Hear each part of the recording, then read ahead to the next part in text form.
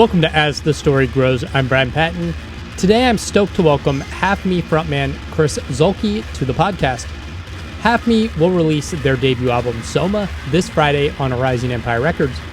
If you like hardcore with a nu metal flair, this is a record to check out for sure. I love it, and I think you will too.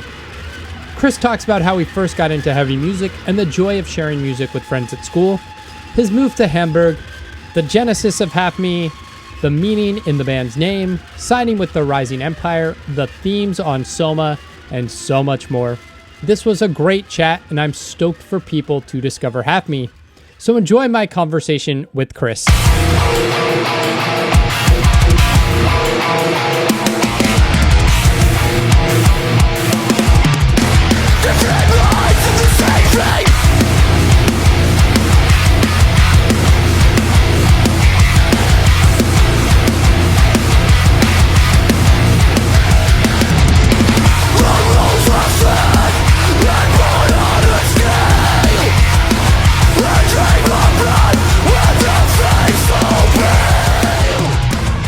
How are things going for you, other than the housing situation? I mean, other than that, things are going pretty well. We've been working up to this album all the time. Pretty busy with pre-productions for some of the upcoming shows, and yeah, of course, getting behind the whole release plan of the album. It's a tight schedule, but we're fucking stoked to be doing this. Yeah. Is it tough to be in this headspace of all right, now it's time to promote the album and get ready to tour it when the first single dropped a year ago? Yeah. I love that we're jumping right in. So, the first single I believe was Trauma Culture, and we were not actually sure if this will make the album or not. Okay. We've produced it, and we've been at the point where we wanted to definitely put it out, and we've had the agreement with the Rising Empire that they want to put it out with us. But they basically wanted us to put out an album, and we were like, damn, we're not sure if this is 100% fitting for the album, but it turns out it does. So it's just a lot of getting used to it. The whole production process has been really, because we're still an upcoming newcomer band, I guess. Yeah. We're still young and hungry, you could say. So we're not really 100% used to everything that's going on within the music industry. Yeah. But we're as I said, we're fucking hungry, so we're here to find out. And it's just all the getting used to stuff that we're slowly getting accustomed to, and that's pretty sick. Yeah. Nice. Well, let's go back. Your bio on the Rising Empire page says you're from Hamburg, Germany. Is that where you grew up? For the other guys, yeah. Mostly. Yeah. I've had I've been moving a lot. Yeah. You could say, and I eventually just ended up in Hamburg. And but I think the other guys are we're always from the area around Hamburg. So Hamburg, Germany is where it all takes place. Nice. Where'd you grow up? 200. Is it miles for you, or It would be miles for me? Yeah. So for us, it's kilometers, 200 kilometers or something, to the north, close to the Danish border. Okay. That's where I grew up, and then I just gradually moved down, moved through all the cities on my way to Hamburg. Lived here for a year, and there for 2 years, and all that, and just kind of made my way to the boys. I met them. I met them I believe in 2016 or something, or 2014 actually. Yeah. And we've always wanted to make music, but we were always in the headspace of you gotta be in the same town to actually make it work, which I now know is not actually true. But back then we were damn, we gotta rehearse every second day or something, so we gotta be close to each other and all that. But yeah, that's basically kind of like the history briefly broken down, like how we kind of got together. Nice. What was growing up like for you? Actually, like I would say pretty normal. Like, Yep. not too troublesome. Like, I mean, I didn't really have a dad. Like, my dad, like he went somewhere else, like when I was 6 or 8 or something like that. Yep. So I'm just like brought up by my mom, Mm-hmm. and yeah, not really got in touch with metal until like I believe I was like 14 or something. Yeah. So pretty much, yeah. It's not like she was against against this kind of music, Yeah. but yeah, I was just. It's not how I was brought up. Yeah. But all in all, I would say like I can be. I feel very lucky to be born in a country where there's like peace, you know, like where there's no wars going on, where there's like you can actually take your time, because it's not always easy to kind of like fit in, especially if you're in a rush, I believe. So like taking your time is like for me was super important, and I'm glad that I live in a country where this is possible. Yeah. Yeah. That's cool. That's rad. What got you into metal then? I think like friends from school definitely did. Like we've had different school projects, and eventually we've had to like cover like different music tastes, I guess. And then you get mixed and matched with different people from different upbringings, or like different children from different upbringings, and they all listen to different stuff. So me personally, I'm pretty like I'm like a diverse listener, I would say. It's not like I would listen just to metal or something. Sure, like even nowadays, I don't. But like even back in the day, I was listening to a lot of different music, and yeah, metal just kind of stuck with me. I believe it was. Oh man, I really got to think. I think like In Flames definitely played a huge role in that. Like they were the first like real metal band that I really like. I really loved them. And Korn, yeah, that kind of stuff. Like it's always like it's always going downhill, I believe. Like you start with just some rock music, and you're like, oh, cool, those are some cool rock dudes. They're playing the guitar, and then it's like, oh, damn, there's a band, and they sing really hard. Like, is this shouting? Is this yelling? And you're not certain what the hell they're doing, and then just eventually you get into stuff like, I don't know, like power metal or something. And then it just gradually becomes darker, I believe. And this is where you kind of like end up with streaming music bands. Right. So yeah. It's like nobody starts off with like Lorna Shore or like Cannibal Corpse, right? You got to gradually get there. Of course, yeah. But on the other hand, you never know. Like, right. Recently been in some comment section. I can't even remember where it is. Like where it was, but some guy who was like 16, he even stated that he was 16 and Lorna Shore were actually one of the first metal bands that he got into, which was really like, for me, it was really like, damn, like that's kind of sick to see, honestly. Yeah. That's awesome. Were you like always drawn to music before metal, or was that metal like the first genre where you were like, oh, this is like a thing? Dude, I've been singing like Britney Spears songs when I was 6 and all that. So that's kind of my heritage. Nice.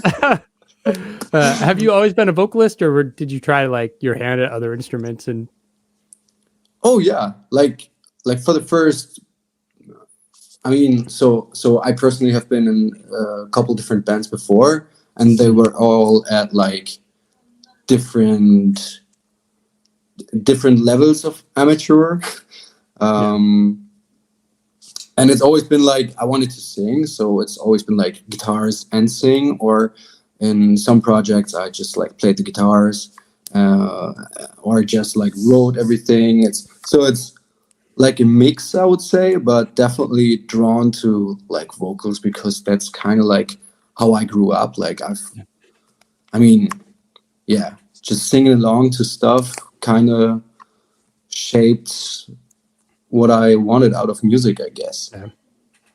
Like That's awesome. I love playing the guitar as well, but it's Yeah. not like, to me it's weird. So when I see like crazy good guitar players, I instantly feel like discouraged to even pick up the guitar. Like Yeah. I see you got guitars in the background. I'm not sure how you're feeling about this, but dude, when I see like Tim Henson or someone, like, Yeah. oh, dude, I just want to give up. I just want to Yeah. sell all my stuff, and I will never touch a guitar again. But with vocals, for me, like singing, especially for me, is just like, dude, it's self-expression. Yeah. I guess you could say the same for guitars as well, but like singing is really just putting your heart and like kind of like yourself into it. Hmm. Yeah. And it doesn't have to be perfect. Yeah, that's kind of like how I view this. Nice. But yeah, That's cool. Was there a local scene there for you to get into, a place where you could go like see shows? And was there like a lot of happening in the metal or hardcore punk community there? Was it just like you and whatever friends at high school you could grab to like form bands and listen to CDs with? yeah. So I grew up in a really like small town, like Mhm. not too many people living in there. And when you look at like the local metal scene, it was really basically only thrash metal and like power metal and all that shit. Yeah. Like and all that stuff. I mean, not to like shame anything, but yeah, I never quite felt super connected to this like scene. So it was definitely tough, like grabbing friends who were into the same stuff that I was into, like growing up with, like getting into like more of the like the core genre. It was definitely like Under Oath and bands like this Yeah. who stuck with me, and it was definitely like tough finding people who had the same tastes, I believe, especially in a small town. But yeah, eventually you'll find people and you make music with them. It definitely then went more into like hardcore, Yeah. like punk, hardcore punk scene, which is actually funny because we just put out a song like 1 or 2 weeks ago. It's called Ex Negativo and features Marcus of Throne. Yeah. And I've been in some like youth club, I would rather say, like some hardcore kids gang, and we were like booking shows in our little small town. And it's been like, dude, it must be like 10 or 12 years even that we booked Marcus's old band Nice. into our like small little local scene, and that was really sick because yeah, he kind of like inspired me a lot, and it's fun to have him featuring on this song right now with my band. So yeah, kind of like full circle. That's cool. That's cool. You gave a kind of brief history of moving down to Hamburg and Half Me, but how'd the band get started? How'd you meet those guys? And yeah, so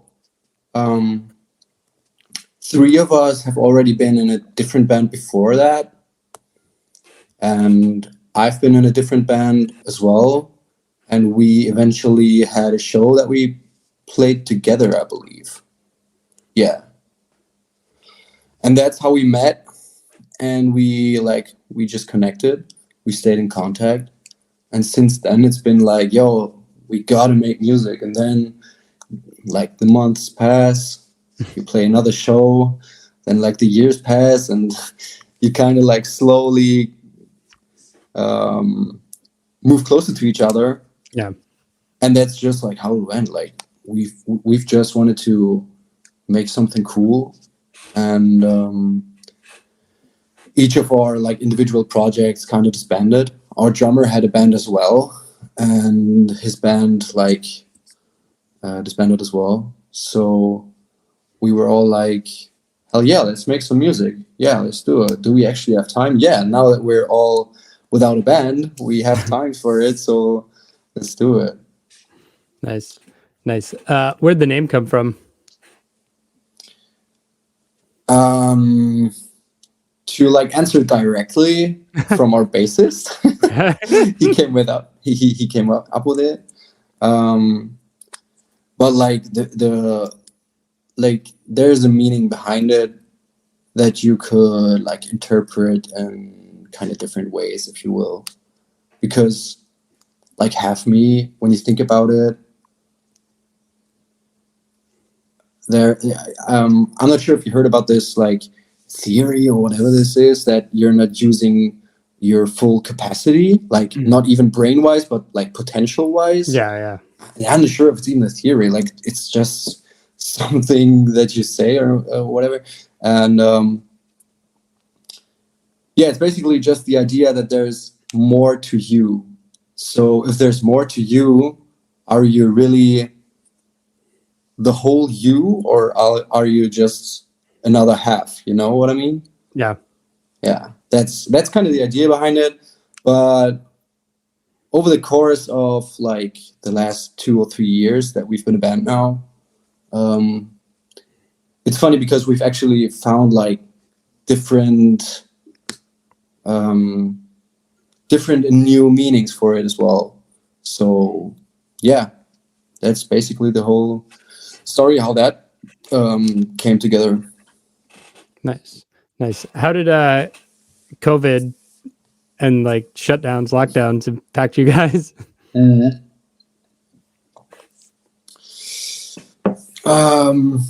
Tough one, because like we played, I believe, 2 or 3 shows when we first like started out, and I would say we were on that path of like dropping singles independently and just like making mistakes, and which is a good thing, by the way, but like making a lot of mistakes, playing shows with poor preparation and all that, and we were all like a bit younger than we are now, obviously.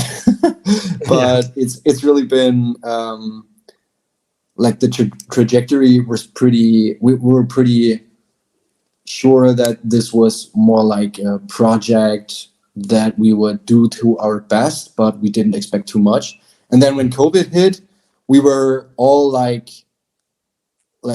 obviously we were like stuck at home, so we had lots of time for writing, and we actually had time to like take the time and write songs. We took time to film videos. We took time to become better at our crafts. Like our guitarist, for example, like both guitarists, like one of our guitarists, he got super serious into like the whole production side of things. So he, like during COVID, he did a lot of the production. So recording guitars, like tracking all the instruments and all that.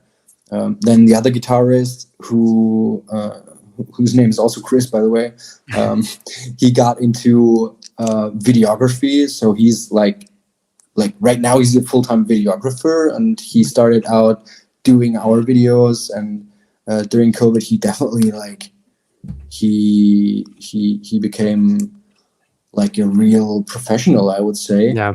And that helped us out in a lot of ways, because we could then make videos with him during the pandemic that we would drop later. So that was pretty sick. And just like generally taking time to do things, like not really rush things, but at the same time do things at a level where you're able to like gain momentum. And so during the pandemic, I started like picking up like the skill set, I would say, of marketing stuff. So I kind of like became the guy who did all the marketing side of things. And yeah, we just found ourselves, I guess, during the pandemic. We've worked with the management at that time, like a different management that we're working with now, but still, that really put us into a good place where we could like, yeah, start out of like after the pandemic, and that's pretty much where we're at right now. I would actually say it kind of helped us, even though Yeah. it's been like a really, yeah. What could I say? Like, it's been a crap time Yeah. Yeah. It's like for everyone, I believe. a shitty time in human history that a lot of people were able to find good and, make the best out of. Yeah. If you were lucky enough not to die, right? Yeah. I hate to laugh, Definitely. but like, I actually wonder how, like, in 150 or 200 years, this will be remembered as. Like, yeah. if this will be something in the history books, like the Black Plague or something, or if it's just another like side note because like things are getting worse or whatever. Like, I'm not saying that they are, but you never know. So I'm kind of intrigued how this will turn out. Yeah. Yeah. Did the time to like sit down and work on your craft as a band, did that kind of shape the sound of this record or like change the sound and style you guys were going for? Short answer, yes. Yeah. Definitely. Like, it definitely like enabled us to actually sit in a room together and hear the song while we were all together, or at least like two or three of us together in a room, and where we could like change stuff really quickly. Because if that was not the case, then we would have like group conversations, messenger groups where we would like everybody would plug in his feedback, and then it takes ages to like get started with the stuff. Yeah. So we had the ability to like change it up really quick, and we had a couple of songs laying around, and we switched up a couple of songs, and we actually mixed songs together and fused them kind of to new songs and all that. So all this time that we've put in, I believe, definitely helped us find that sound. And I would say like the album is full of, so like the album is full of different influences. Like we have a lot of songs on it that generally go into one direction, but they incorporate like a lot of influences that each and every one of us has, just because we've had the ability to like really work on it close, more like a unit instead of like someone's here, someone's there. Like, it's really been a good experience for us doing this all together. That's cool. Yeah, it's interesting to see how much of the marketing of this album is like nu metal when like, I mean, there are definitely nu metal influences that I can hear on the record. I mean, Blacklight's playing in my headphones right now, and there's some of that chugging like nu metal riff there, like Trauma Culture, like that opening riff is like very Korn inspired, but like a lot of it, I'm just like, this is a hardcore band. Like, yeah, true. There's a lot of hardcore. Like, I'm kind of influenced by hardcore, as I said earlier, but also metal, like just old school metal as well, like even thrashy riffing and all that going on. And then it's another fun story, because when we started out, we actually had a friend of ours who was our drummer, and we were thinking about having him play like the turntables, like in a live setting, because he like picked up like DJing and making like electronic music, or not actually analog music. So electronic, analog music, whatever. And we were actually thinking about putting him in the band as well, and that unfortunately didn't work out, but we definitely like tried to incorporate every every influence of the whole new metal scene that we get. Like we're all influenced by different stuff, so I'm not too much of a just noises guy, like corn noises or whatever. You're not gonna be scatting. Yeah, no, right. That's what I mean. Yeah. But yeah, like riff wise, definitely. Yeah. That's cool. How'd you guys hook up with the Rising Empire? They actually like send us an email like after we dropped Mantis, I believe, which is actually the song where we were like super confident in starting this whole lyrical concept, I would say. That was like around the time when they hit us up, and we began like just talking to them, like sending out demos to them, getting some feedback early on. We've actually put out another song before signing to them, which they've already heard before we put it out. So it was like a really, yeah, we were just having conversation. And then eventually it came up that they wanted to sign us for an album, and we just talked it through. Because for me personally, I've like always, since my first band, I believe, wanted to be on this label. Like they've been such an influence in the hardcore scene, with like Lionheart being one of the first signings.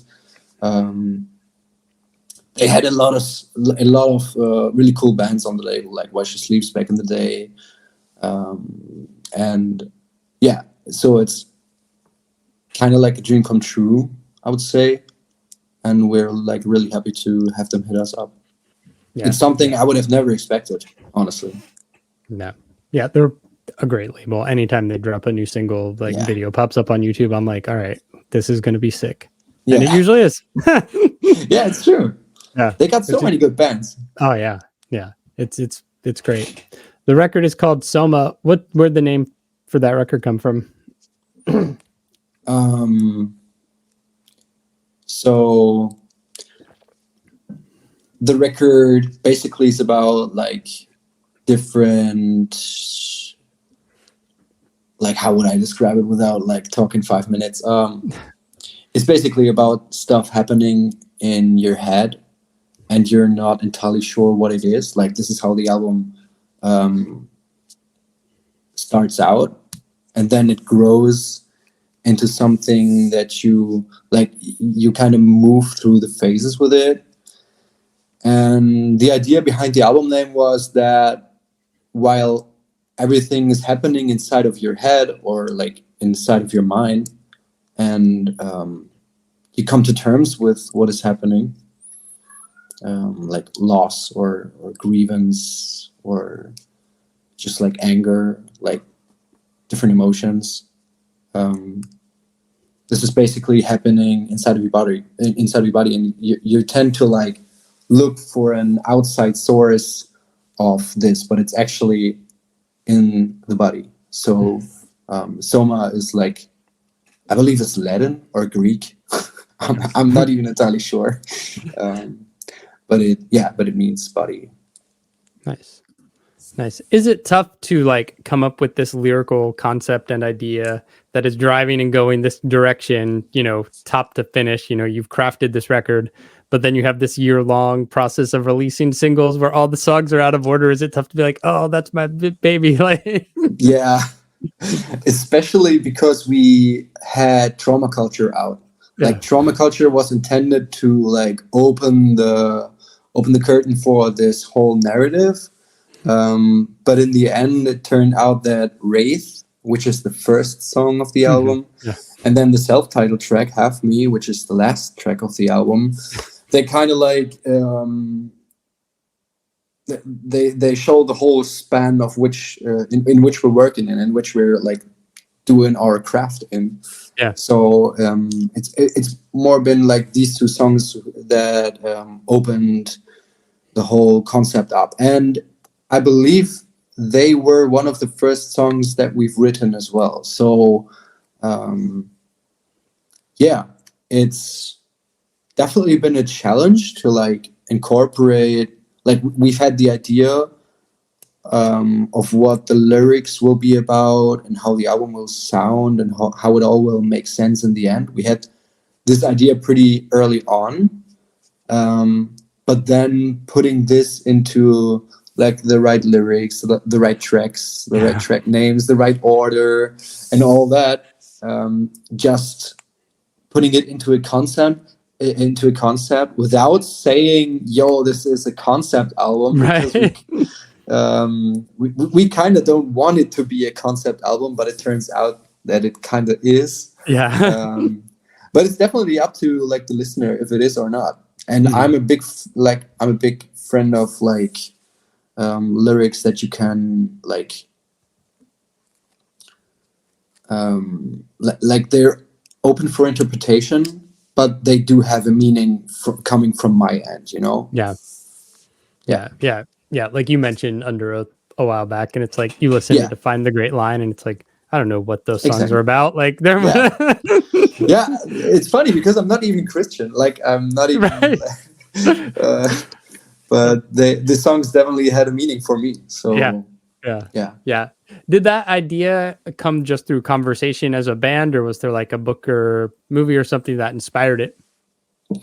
Actually, it's based off of kind of like the reality, because our bassist, he just, like when we started writing the album, he just finished his like master's in psychology, and started working in a don't quote me, but I think it's like a psychic ward where he's working, like where he started working. And some of the stories that he brought with him are like super dark. Like the human psyche can be like really intimidating, and like it's crazy how stuff can go downhill. Like that's kind of the whole idea behind it, because it's like a clinical how do you say it, like a clinical I'm not sure. Okay. But I guess you get what I mean.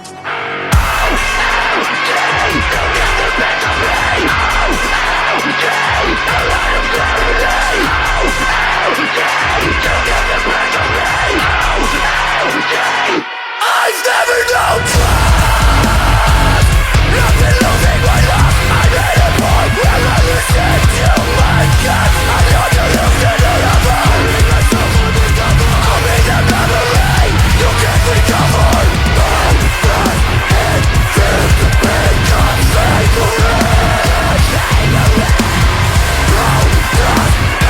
feel to get away with it?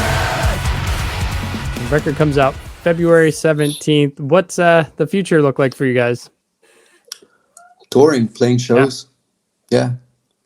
That's on the agenda for now. Definitely. Nice. Staying in Europe, or any plans to come overseas? We wish to come overseas. Like it's been a long time dream, of course. It's definitely on the wish list, I would say.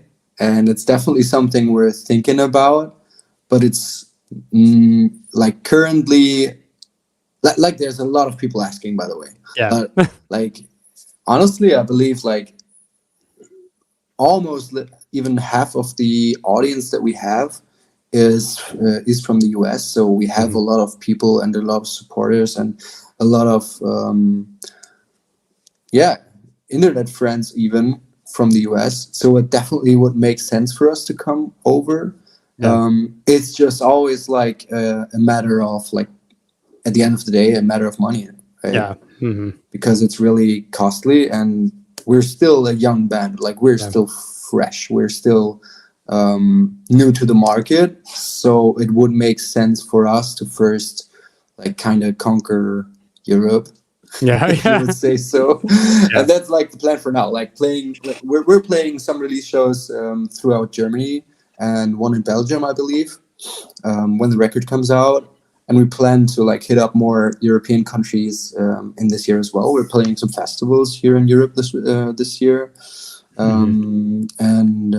Yeah, things are really looking bright, I would say. Like, we're extremely hyped to have the opportunity to do all of this. Yes. But yeah, in the long run, definitely, I mean, United States would be like a dream for us come true.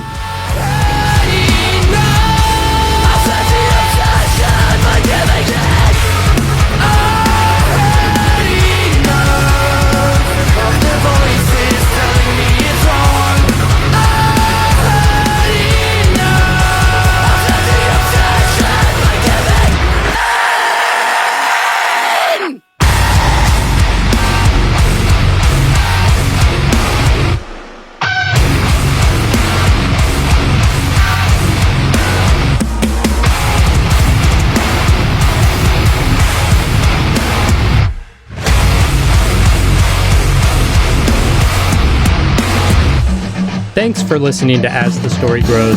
Our intro music was written and composed by Jeremy Hunt. The As the Story Grows theme is by Bob Nana. If you like what you hear, subscribe wherever you get your podcasts and give us a rating and review.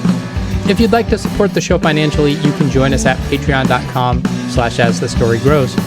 Be a part of our community and join the ongoing conversation over on Discord. If you enjoy this episode, share it on social media with your friends.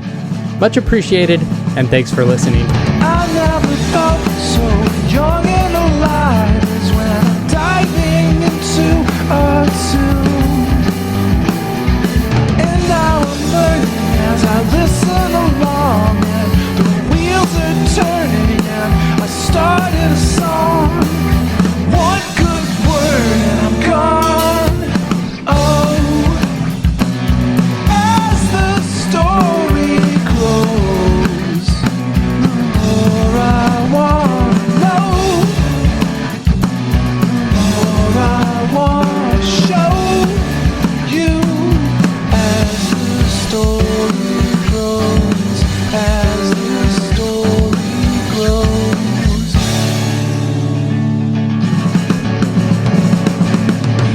You can create something lasting and great, something passionate and real.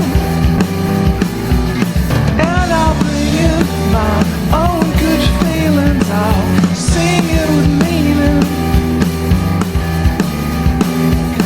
Let's just attack it and never look back. It's wild and fantastic. All together at full power, we're so much better. What's that word?